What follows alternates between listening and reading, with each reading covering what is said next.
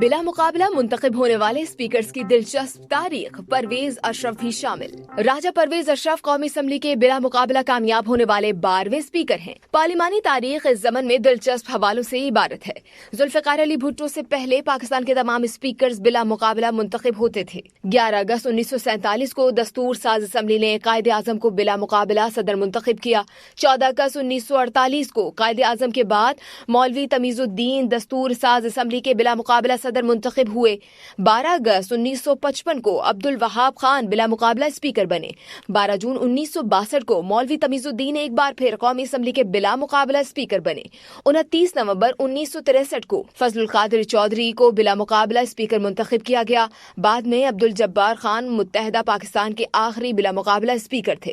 Zulfiqar Ali Bhutto 14 April 1972 کو قومی assembly کے صدر بنے۔ ان کا مقابلہ سردار شیر باز مزاری نے کیا۔ بھٹو کے بعد فضل الہی چودھری 15 اگست 1972 کو، صاحبزادہ فاروق علی 9 اگست 1973 کو، ملک معراج خالد 17 مارچ 1977 کو بلا مقابلہ اسپیکرز بنے۔ مولا بخت سومرو 16 دسمبر 1997 کو بلا مقابلہ اسپیکر بنے۔ مزید جاننے کے لیے سبسکرائب کیجیے ڈیلی جنگ یوٹیوب چینل۔